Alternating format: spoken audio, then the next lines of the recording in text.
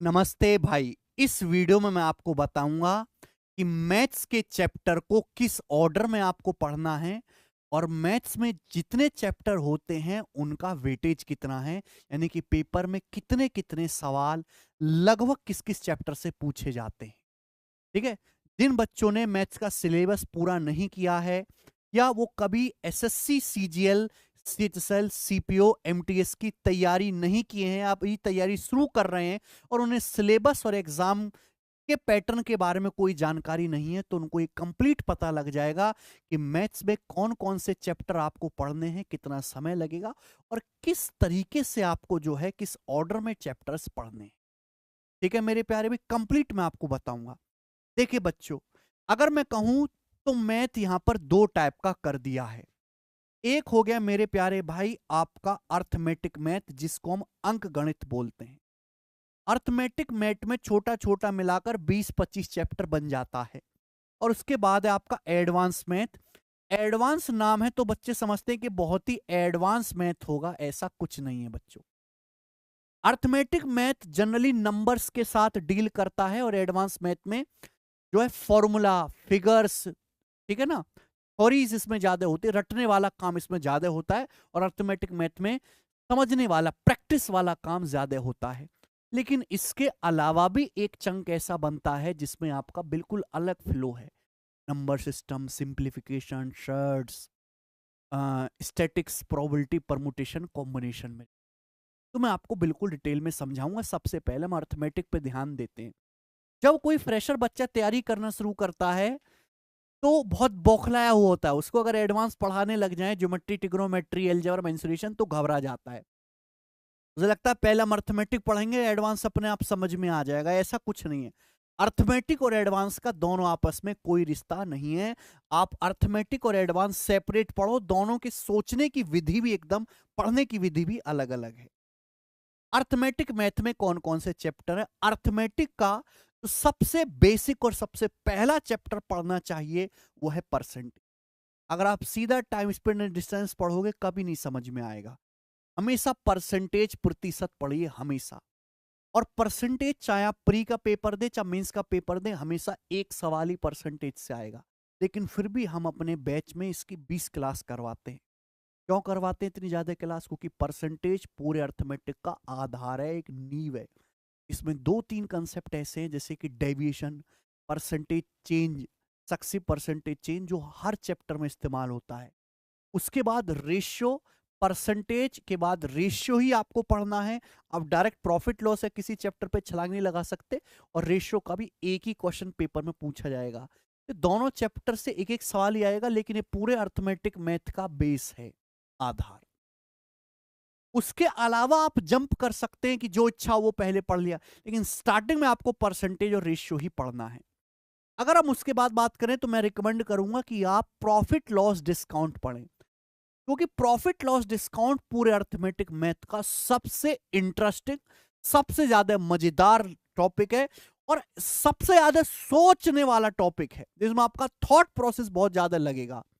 और मैं कहूं कि पूरे अर्थमेटिक मैथ का सबसे इंपॉर्टेंट चैप्टर ही प्रॉफिट लॉस डिस्काउंट है। इन सभी में सबसे एक एक सवाल आएगा, लेकिन लाभ, हानि और छूट बच्चा से आपका 2 से 3 क्वेश्चन आएगा। 3 सवाल भी इससे आ जाता है, और कभी कभी तो इस पे 4 सवाल भी आता है। ठीक है मेरे प्यारे बच्चों, आप बोलोगे हाँ जी सर। प्रॉफिट लॉस डिस्काउंट सबसे इंपॉर्टेंट है, आपको पढ़ना है। इसके बाद समय और कार्य, टाइम एंड वर्क है मेरे प्यारे भाई, और पाइप एंड सिस्टम। ये दोनों चैप्टर एक दूसरे से रिलेटेड है। जैसा कॉन्सेप्ट टाइम एंड वर्क में वैसा ही पाइप एंड सिस्टम में। अगर आपने टाइम एंड वर्क पढ़ लिया तो उसके तुरंत बाद आपको पाइप एंड सिस्टम पढ़ना है, और इनसे एक ही सवाल आएगा। अगर पेपर में पाइप एंड सिस्टम का सवाल आ गया तो टाइम एंड वर्क का नहीं आएगा, टाइम एंड वर्क आ गया तो पाइप एंड सिस्टम का नहीं आएगा मेरे प्यारे बच्चों। ओके। इसके बाद अलग ही खेल शुरू होता है, time, speed and distance, boat and stream और ट्रेन। ट्रेन के साथ यहां पे एक और चीज ऐड कर लीजिए, रेस। पूरे अर्थमेटिक मैथ का सबसे लेंदी, सबसे बोरिंग और बच्चों को कम पसंद आने वाला लंबा सा चैप्टर है मेरे दोस्तों, टाइम, स्पीड एंड डिस्टेंस। समय, दूरी और चाल, नाव और धारा, रेलगाड़ी, race, circular track. Circular track, वृत्ताकार जो है पथ, सर्कुलर ट्रैक।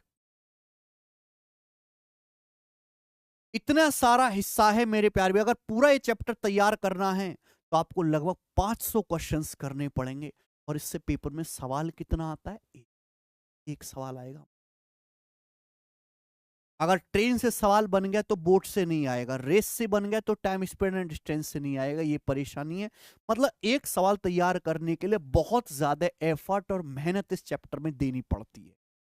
ठीक है बच्चे, समय, दूरी और चाल में। इसके बाद आ जाता है सिंपल इंटरेस्ट, कंपाउंड है, साधारण ब्याज और चक्रवृद्धि ब्याज। जितने प्यारे प्यारे इनके नाम है उतने ही ज्यादा भयानक और कैलकुलेटिव ये चैप्टर है। मैं अगर आपसे कहूं कि पूरे अर्थमेटिक मैथ में सबसे ज्यादा कैलकुलेटिव सवाल जिस चैप्टर से बनते हैं और बन सकते हैं, वो मेरे दोस्तों यही है। अगर एग्जामिनर का मन हुआ कि मुझे इस बार का पेपर कैलकुलेटिव देना है, तो कंपाउंड इंटरेस्ट का और सिंपल इंटरेस्ट का जो सवाल है मेरे दोस्तों, उसकी कैलकुलेशन वो बढ़ाएगा सबसे पहले, मोस्ट कैलकुलेटिव। लेंदी लेंदी टॉपिक है, एक ही सवाल आएगा। आजकल जो पैटर्न शुरू हुआ है, जब टीसीएस आई है, सिंपल इंटरेस्ट और कंपाउंड इंटरेस्ट का क्वेश्चन आता ही नहीं है। एक्चुअली दोनों का मिक्स क्वेश्चन आता है। एक ही सवाल में आधा सिंपल इंटरेस्ट का होगा और आधा नीचे कंपाउंड इंटरेस्ट का होगा। ये नई वैरायटी शुरू हुई है। उसके बाद आ जाते पार्टनरशिप, साझेदारी। पूरे अर्थमेटिक मैथ का सबसे आसान टॉपिक हम इसको कह सकते, सबसे आसान रेशियो के बाद सबसे इजी। और मानो या ना मानो एक सवाल इसका आना ही आना। प्रॉब्लम ऑन एजिस, आयु संबंधित प्रश्न। ये पार्टनरशिप और प्रॉब्लम ऑन एजिस ऐसे दोनों चैप्टर हैं जो कंप्लीटली रेशियो के इस्तेमाल से होंगे, इनमें और कुछ नहीं लगेगा। रेशियो मजबूत आप कर लोगे, इसका भी एक ही सवाल आएगा मेरे प्यारे भाई। ठीक है ना। आगे है मेरे प्यारे में mixture and allegation. Mixture allegation actually कोई चैप्टर का नाम है ही नहीं, वो तो मजबूरी है लिखना पड़ता है। मिक्सचर और एलिगेशन एक टूल है, एक टूल है जो मेरे दोस्तों लेंदी सवालों को शॉर्टकट जल्दी से आंसर निकालने का तरीका है। एक मिक्सचर, मिश्रण बहुत ही ज्यादा कंफ्यूजिंग टॉपिक है, बहुत ज्यादा कंफ्यूजिंग। मिक्सचर एक ऐसा चैप्टर है जिससे बहुत बड़ी बड़ी लैंग्वेज के सवाल भी पेपर में आ जाते हैं, और वो बड़ी लैंग्वेज पढ़ते पढ़ते इतनी कंफ्यूजिंग हो जाती है कि दूध में पानी मिला, इसका मिश्रण उसमें डाल दिया, इसका मिश्रण उसमें डाल दिया, और वहीं पे खेल खत्म हो जाता है। तो मिश्रण से बहुत आसान सवाल से लेकर फ्लक्चुएशन बहुत है और बहुत मुश्किल लेवल के सवाल तक इसमें बनता है। एलिगेशन आपका एक टूल है जिसमें कोई थ्योरी वगैरह ज्यादा नहीं है, केवल आपको क्वेश्चंस की प्रैक्टिस करनी है, और बहुत सारी वैरायटीज में बनती है। और एलिगेशन किसी भी चैप्टर में इस्तेमाल हो जाता है। सबसे आखिर में आपको एवरेज पढ़ना है मेरे दोस्तों, औसत। एवरेज में दो टाइप की वैरायटी बनती है, एक संख्या वाले सवाल, विषम संख्याओं का, सम संख्याओं का, स्क्वायर का, क्यूब का औसत। दूसरा लैंग्वेज वाले सवाल है, लोगों की आमदनी इतनी है, 4 लोग गए 5 लोग आए, ये लोगों का एवरेज है, 10 स्टूडेंट चले गए 4 स्टूडेंट आ गए। एक लैंग्वेज वाले सवाल, एक नॉर्मल संख्या वाले सवाल, दोनों आपको अलग अलग पढ़ने मेरे दोस्तों। ये 14 चैप्टर्स यहाँ पे हुआ। अगर मैं इसके टोटल सब चैप्टर्स भी ऐड कर दूं इनके अंदर, तो लगभग 20 चैप्टर अर्थमेटिक में बनते हैं। और अर्थमेटिक की अगर बात करूं, जिन पेपर में 25 क्वेश्चन आता है, आजकल सभी पेपर में प्री में 25 क्वेश्चन आता है, तो 25 में से 10 से 12 क्वेश्चन अर्थमेटिक मैथ का रहेगा। यानी कि पक्का 2-3 चैप्टर ऐसा है जिनका सवाल नहीं पूछा जाएगा। आप पढ़ के जाओगे लेकिन स्किप हो जाएगा, क्योंकि हर किसी चैप्टर से सवाल डाला नहीं जा सकता। अर्थमेटिक मैथ ही है जो भारत के हर सरकारी एग्जाम में आती है, पुलिस में, बैंकिंग में, सभी में। एडवांस मैथ केवल एसएससी और डिफेंस के पेपर में ही पूछा जाता है, और कैट एमबीए के पेपर में। ठीक है, अब मेरे दोस्तों हम एडवांस मैथ से पहले जानेंगे नंबर सिस्टम, संख्या पद्धति के बारे में। नंबर सिस्टम में बहुत सारी छोटी छोटी चीजें आपको पढ़नी। नंबर सिस्टम का कोई अंत नहीं है कि नंबर सिस्टम में जो सबसे इंपॉर्टेंट है वो डिविजिबिलिटी रूल है, विभाज्यता के नियम, डिविजिबिलिटी रूल। कम से कम ये जरूर आप पढ़िए, डिविजिबिलिटी रूल। उसके बाद एलसीएम एचसीएफ भी आपके सिलेबस में है, बच्चों का फेवरेट एलसीएम एचसीएफ। सिंप्लीफिकेशन, सरलीकरण है। सिंप्लीफिकेशन में सवाल कैलकुलेटिव, कैलकुलेशन वाले सवाल पूछे जाते हैं। थर्ड इंडिसेस, घातांक और कर्ण, जिसका सवाल बहुत ही रेयर आता है, बहुत ही कम चांसेस का सवाल आने के। ये पोर्शन नया ऐड हुआ है अभी, प्रोबेबिलिटी, प्रायिकता, परमुटेशन, कॉम्बिनेशन, क्रमचय, संचय, और स्टैटिक्स यानी कि सांख्यिकी। स्टैटिक्स बहुत प्यारा चैप्टर है मेरे प्यारे में, बहुत मजेदार है। और अगर किसी को स्टैटिक्स पूरा पढ़ना है तो हमने अपने YouTube चैनल गगन प्रताप मैथ्स पे 4 घंटे की डिटेल वीडियो डाल रखी है। उस 4 घंटे में पूरा सांख्यिकी पढ़ाया हुआ है, आप पढ़ सकते हैं। इन चैप्टर की खास बात यह है कि आप कोई भी ऑर्डर कोई भी रैंडमली पढ़े जा सकते हैं। डाटा इंटरप्रिटेशन, आंकड़ों की व्याख्या में डाटा इंटरप्रिटेशन की बात करें, अगर किसी बच्चे का अर्थमेटिक मैथ मजबूत है तो उसको डीआई पढ़ने की कभी जिंदगी में जरूरत ही नहीं पड़ेगी।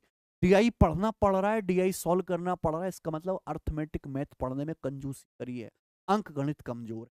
तो डीआई हमेशा सबसे लास्ट में पढ़ना चाहिए और सबसे लास्ट में टीचर पढ़ाते। अगर मैं ये सारे पोर्शन की बात करूं तो इससे मिलाकर अगर 25 क्वेश्चन आपके पेपर में हैं तो 2 से 3 सवाल ही आने वाले हैं, इतने सारे 8 चैप्टर से। देख लीजिए, अब मेरे दोस्तों आपके सामने एडवांस मैथ आता है, एडवांस मैथ द किंग, जो एसएससी के पेपर्स में पूछा जाता है बार बार। एडवांस मैथ में मेरे दोस्तों सबसे बड़ा, सबसे लेंदी, सबसे इंपॉर्टेंट चैप्टर है ज्योमेट्री, जो बच्चों को काफी डरावना लगता है। ज्योमेट्री उन बच्चों के लिए बहुत आसान है जिन्होंने 9th में और 10th में पढ़ी है। जो आर्ट साइड वाले हैं, जो कॉमर्स वाले हैं, जिन्होंने 9th 10th में भी नहीं पढ़ी, उनके लिए ज्योमेट्री सीखना पत्थर तोड़ने जैसा मुश्किल काम हो जाता है, चाहे कितना आसान क्यों ना हो। ज्योमेट्री में बहुत सारी छोटी छोटी चीजें हैं, जैसे आपको लाइन एंड एंगल्स पढ़ना है, आंतरिक कोण, बाह्य कोण, ट्राइंगल्स की कॉन्ग्रुएंसी पढ़नी है, ट्राइंगल्स की आपको सिमिलरिटी भी पढ़नी है, समरूपता भी पढ़नी है, ट्राइंगल्स की सिमिलरिटी बहुत इंपॉर्टेंट है। सिमिलरिटी आपको टाइप्स ऑफ ट्राइंगल पढ़ना है, centre of triangle, centroid, circumcentre, incentre, orthocentre पढ़ना है, राइट एंगल ट्राइंगल और इक्विलेटरल ट्राइंगल दोनों पढ़ना है। साइड एरिया प्रॉपर्टी आपको पढ़नी है, ये ऑर्थो सेंटर वगैरह, और स्क्वायर में आपको मेरे दोस्तों स्क्वायर और रेक्टेंगल, क्वाड्रिलेटरल में square, rectangle, parallelogram, rhombus, trapezium, ये सारा कुछ पढ़ना है। ठीक है, ये सेंटर्स हैं मेरे दोस्तों जो आपको पढ़ने हैं। और सबसे इंपॉर्टेंट अगर हम बात करें तो सारे चैप्टर्स एक तरफ, ज्योमेट्री के सबसे ज्यादा इंपॉर्टेंट सबसे आखिर में लिखा हुआ है सर्कल। आप ये पढ़ो या ना पढ़ो पर सर्कल पढ़ना मस्ट है। सर्कल का एक सवाल जरूर आना है, एक क्वेश्चन। आप टाइम स्पीड एंड डिस्टेंस 500 सवाल प्रैक्टिस करोगे तब जाके एक सवाल तैयार होगा। सर्कल के 100 सवाल प्रैक्टिस करोगे एक क्वेश्चन तैयार हो जाए। लोग पढ़ने से भागते हैं, बट सर्कल बहुत ही इंटरेस्टिंग और बहुत ही ज्यादा इंपॉर्टेंट है। कम मेहनत करके ज्यादा आपको रिजल्ट देगा। उसके बाद मेंसुरेशन में आपको दोनों ही पढ़ना है, 2D भी और 3D भी। 2D मेंसुरेशन में सारे टाइप के ट्राइंगल का एरिया निकाला है। ज्योमेट्री और मेंसुरेशन में फर्क है, ज्योमेट्री में हम फिगर की विशेषता के बारे में पढ़ते हैं, रंग रूप के बारे में पढ़ते हैं, विशेषता। लेकिन मेंसुरेशन में हम साइज और शेप, क्षेत्रफल, परिमाप, एरिया के बारे में पढ़ते हैं। तो 2D मेंसुरेशन में सभी ट्राइंगल्स का एरिया निकालना सीखना है, सभी चतुर्भुज का एरिया निकालना सीखना है, वृत्त का एरिया निकालना सीखना है, अर्धवृत्त का एरिया निकालना सीखना है, सर्कुलर रिंग है ना, एक सर्कल के अंदर दूसरे सर्कल का एरिया निकालना सीखना है, और शेडेड एरिया वाले सवाल करने हैं। और पॉलीगन भी आपको पढ़ना है, पॉलीगन। और सबसे इंपॉर्टेंट हेक्सागन पे अलग से सवाल पूछता है, हेक्सागन पे। 3D मेंसुरेशन में कौन कौन सी फिगर आपको पढ़ने हैं? 3D मेंसुरेशन में बच्चों आपको क्यूब पढ़ना है, 3D मेंसुरेशन में आपको क्यूबॉइड, घन और घनाप पढ़ना है, सिलेंडर, बेलन पढ़ना है, बेलन में खोखला बेलन भी पढ़ना है, जो बच्चे इग्नोर कर देते हैं, सवाल आते हैं। शंकु पढ़ना है और शंकु की कटिंग भी पढ़नी है। शंकु की कटिंग होने के बाद फ्रस्टम बाल्टी बन जाती है, तो आपको फ्रस्टम भी पढ़ना है, बाल्टी संबंधित प्रश्न। आपको स्फीयर, ठोस, गोला पढ़ना है, आपको हेमिस्फीयर, अर्धगोला पढ़ना है, और स्फीयर की कटिंग भी पढ़नी है। ठीक है, प्रिज्म आपको पढ़ना है मेरे दोस्तों, प्रिज्म में triangle base prism, hexagon base prism सभी पढ़ना है बच्चों। ठीक है, और सारे आपको पिरामिड पढ़ने हैं। ठीक है, पिरामिड का फ्रस्टम का एक आध सवाल ही कभी कभार आया है। प्रिज्म पिरामिड केवल मेंस में पूछा जाएगा, प्री के पेपर में प्रिज्म पिरामिड नहीं आता है। ठीक है, ये आपका 3D मेंसुरेशन का पोर्शन। अब आगे चलते हैं मेरे दोस्तों, अलजेब्रा और क्वाड्रिक इक्वेशन, ये आपका एक चैप्टर हो गया। क्वाड्रिक इक्वेशन प्री के पेपर में नहीं आता है, मेंस में ही जनरली पूछा जाता है। उसके बाद त्रिकोणमिति, हाइट एंड डिस्टेंस, ये आपका एक चैप्टर हो गया। और सबसे आखिर में बचा coordinate geometry. Coordinate geometry examiner के मूड पे डिपेंड है, कभी कभी तो 2-2 साल हो जाते हैं कोऑर्डिनेट ज्योमेट्री से कोई सवाल नहीं आता, और कभी कभी हर शिफ्ट में सवाल डाल देता है। तो कोऑर्डिनेट ज्योमेट्री का 0 क्वेश्चन आएगा, मैक्सिमम 1 आएगा। ट्रिग्नोमेट्री, हाइट एंड डिस्टेंस के मिला के 2 से 3 सवाल आएंगे। अलजेब्रा और क्वाड्रिक इक्वेशन के मिलाकर भी 2 से 3 सवाल आएंगे।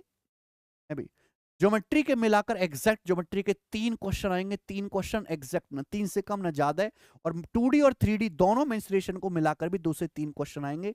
इस प्रकार से हमारे एडवांस मैथ का वेटेज भी 25 में से मेरे दोस्तों 12 क्वेश्चन के आसपास बनता है। जी हाँ, अर्थमेटिक से एक आध सवाल ज्यादा ही एडवांस मैथ पूछा जाता है अगर आप तैयारी कर रहे हैं एसएससी। ये उन चैप्टर्स के नाम हैं जो आपको पढ़ने पड़ेंगे मेरे प्यारे भाई, एसएससी, रेलवे, बैंकिंग, किसी भी गवर्नमेंट एग्जाम की तैयारी के लिए। अब ये चैप्टर्स की हमको थ्योरी कहां से मिले, किसी किताब में इनके फॉर्मूले मिल जाए हमको, तो मैं आपको बताता हूं कि मैंने आपकी समस्या को बहुत ही आसान कर दिया है। हमने एक बुक बनाई है उन्हीं बिगिनर बच्चों के लिए जिनको गणित के फॉर्मूले, थ्योरी, शॉर्टकट, एग्जाम्पल के साथ सीखना है, और बहुत बढ़िया और तूफानी इस बुक का नाम है मैथ्स कॉन्सेप्ट किंग। जैसा इस बुक का नाम है मेरे दोस्तों, वैसा ही इस बुक का काम भी है, मैथ्स कॉन्सेप्ट किंग। कहां है बुक? ठीक है। और इस बुक में आपको सारे के सारे पूरे मैथ में जितने भी फॉर्मूले होते हैं सब मिल जाएंगे, सारी की सारी थ्योरम्स मिल जाएंगी एग्जाम्पल के साथ, स्मार्ट ट्रिक के साथ। ठीक है, ये एक स्टूडेंट फ्रेंडली बुक है, पूरा गणित का निचोड़ इस बुक में है। ये पतली सी किताब है, 10 लाख से ज्यादा स्टूडेंट्स की फर्स्ट चॉइस है। आप इसमें देखेंगे एक कलरफुल बुक है इस तरीके, जैसे मैंने सर्कल देखे, सर्कल की थ्योरम्स कैसे डिटेल में समझाई गई हैं। पहले इसमें थ्योरम लिखी गई है अंग्रेजी में, हिंदी में, फिर उसका प्रूफ लिखा गया है, फिर उसके नीचे एक एग्जाम्पल डाला गया है। अर्थमेटिक का तरीका दूसरा होता है पढ़ने का, कि भाई अर्थमेटिक में थ्योरी लिखोगे नहीं पल्ले पड़ता किसी को, तो यहाँ पे ज्यादा से ज्यादा एग्जाम्पल से चीजों को समझाया गया है। जैसे कि हमको परसेंटेज पढ़ना है ना, तो परसेंटेज को भिन्न में कैसे बदलते, देखो कितने सारे एग्जाम्पल डाले हैं, एग्जाम्पल से ही आप सीखोगे, खूब सीखो percentage to fraction, fraction to percentage, फिर a गुणा b बराबर कांस्टेंट नियम है ना। इस तरीके से बहुत सारी थ्योरी है, और एंड में जब आप जाओगे तो आपको प्रीवियस ईयर के क्वेश्चंस भी इसमें मिल जाएंगे। ठीक है, तो बहुत ज्यादा फायदेमंद बुक है रिवीजन के लिए मेरे प्यारे बच्चों, नए नए कंसेप्ट सीखने के लिए। अगर आप डेली इस बुक को 1-1.5 घंटा ऐसे ओवरव्यू करते रहो तो काफी होगा, 70 से 80 दिन में पूरा ये बुक पढ़ के सिलेबस निपटाने के लिए। ये बुक आपको अमेजन, फ्लिपकार्ट दोनों पर बहुत आसानी से मिल जाएगी। आप इसको अपने पास के ऑफलाइन स्टोर से भी खरीद सकते हैं। अभी इस बुक को जाके आप ऑर्डर कर लीजिए। ठीक है, हमारा यूट्यूब चैनल जरूर आप सब्सक्राइब कर लेंगे मेरे दोस्तों, maths wonder in second revision के लिए, है ना। मैथ्स वंडर इन सेकंड पे लगभग 12 लाख स्टूडेंट जुड़ चुके हैं। इस पे हम डेली 3 शॉर्ट्स डालते हैं। तो आज ही हमने यहाँ पे HCF का बहुत एक अच्छा सवाल कराया। कोई बच्चा अगर ये देखेगा तो सवाल भी सीख लेगा, एक सवाल की प्रैक्टिस भी कर लेगा मेरे दोस्तों। एंटरटेनमेंट के साथ आपको यहाँ पे क्वेश्चंस देखने को मिलेंगे। ठीक है, डेली 3 नए कॉन्सेप्ट इस चैनल पे, 1-1 मिनट की शॉर्ट्स वाली वीडियोस में। आप इस चैनल को भी जरूर सब्सक्राइब कर लीजिए। तो ये मैंने आपको जानकारी दी मैथ्स के चैप्टर्स के बारे में और किस ऑर्डर में आपको पढ़ना है। ठीक है, इतना ही, मिलेंगे फिर हम दूसरी वीडियो में बच्चों।